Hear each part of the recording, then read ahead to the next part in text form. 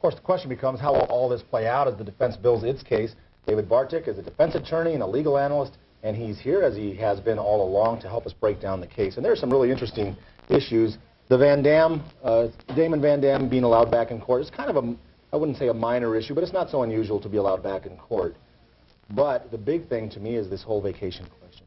No, absolutely. First of all, in regard to Damon Van Dam being allowed to go back into court, I think what Judge Mudd did was basically balance the issues of whether or not Damon Van Dam should be back in court. He certainly has a right to be there as a victim. It also assists in closure in regard to his family, and I think he balanced the issues in regard to whether or not Damon Van Dam was able to convince him that he would be able to conduct himself in an orderly manner. And I assure you that Judge will keep a very tight rein on him if at any time he feels like he is in any way intimidating or not conducting himself in an orderly manner, then he will be once again removed from the courtroom.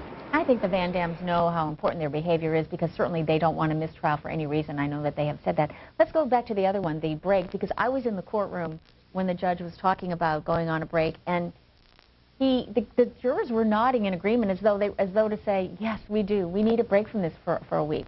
So they seem to agree with the judge that they're not idiots, they're not going to forget all of this, that they can stay on top of things. What do you think? Roy, you're absolutely right. I think the jury certainly realizes that they've been admonished that they cannot observe any type of media exposure with this case, and jurors generally try to do the best they can to follow those admonitions. So therefore, I think that you will find that the jury will be very cautious in that regard. The fact that the case will be in this recess for a prolonged period of time, I think what it does is the jurors, because they're instructed they cannot speak to anybody else about the case, what they will do basically is then in their mind they'll be going over and over this testimony. And from my experience, what that does is once they do resume back into trial, and more importantly, once they get back to the deliberation room, you're going to find that these jurors basically have had spent some time really thinking about this case, and therefore when they get together with the other jurors, many of them are going to be more steadfast in their beliefs than normally would happen in a case like this. Now let me play devil's advocate, though, with this for a moment. Now, obviously, the court system, the administrators knew early on that the judge had a vacation planned in the middle of this thing and had to have addressed it. I think that to admonish the jury to be careful is one thing, but to actually carry it out, it's just human nature to want to talk about these things. It's human nature to be exposed to maybe not human nature, but there's a lot of stimulus around that they're going to be exposed to, newspapers, television, radio, by default. Just an advert, you're listening to the radio or music station, all of a sudden an ad comes on about the Westerfield case. You're absolutely right, Bernard. I think what the jury realizes is they're the ones who were able to watch this evidence firsthand in the courtroom. And for that reason, they give it added weight. They were there. They realize that people who are commenting on it haven't been there during the entire time. So in other words, there's no question there's going to be some exposure, but the issue is really whether the jury can disregard it and really rely on just their testimony that they heard in court. Let's talk about the testimony. In opening statements, Feldman said science will exonerate his client, and this week he brought in that science in the form of an expert in bugs to tell us when the body could have been first available to bugs. Let's listen to that. Is it your conclusion that the post-mortem interval could have been between the 16th and the 18th? Yes. Misstates the evidence. Overruled. You did not provide us a maximum amount of time in your report, did you? No. Why not? It's very difficult to do that. Well, this is a testimony that basically was promised to us by Stephen Feldman.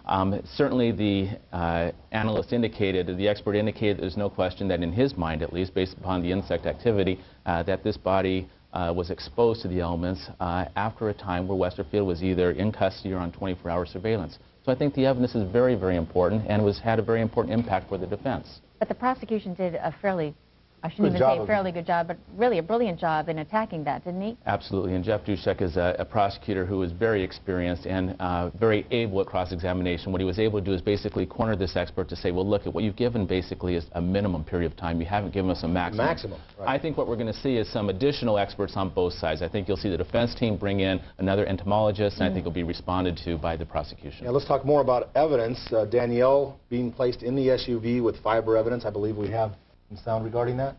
We don't have sound No, on we that don't one. have, okay. No. Well, anyway, let's talk about that. More, you know, that's physical evidence. That's hard evidence. That is hard evidence, and that's what the jury likes to see, especially in a circumstantial case. And especially the evidence regarding the fibers, we had 2 fibers that were brought. One which was an ordered fiber that came from the necklace of Danielle Van Dam.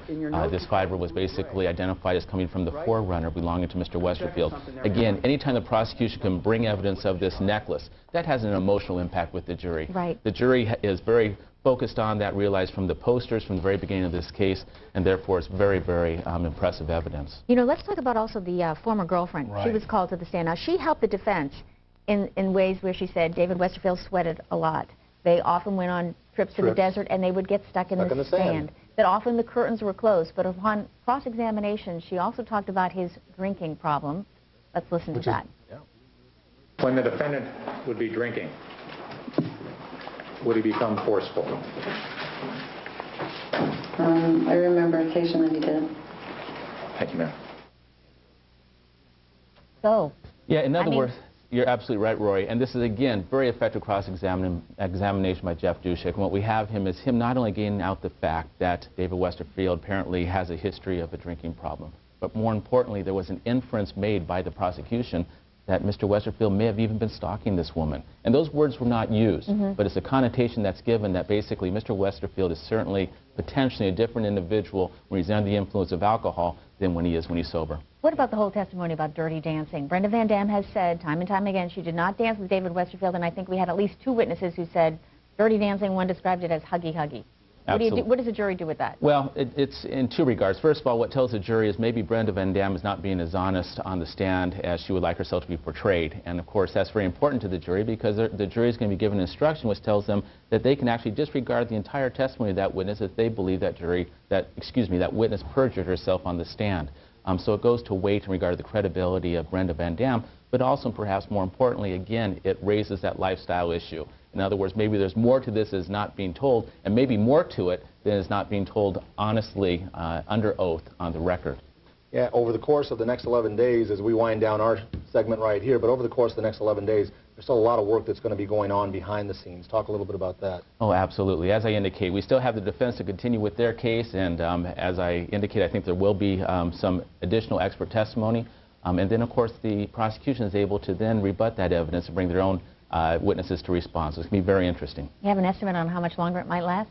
Oh, only the defense Who and knows? prosecution team can say that, but I would anticipate at least another week or 2. Oh, sure. Thank you very much, David. Thank you. David. Thanks for being here. As always.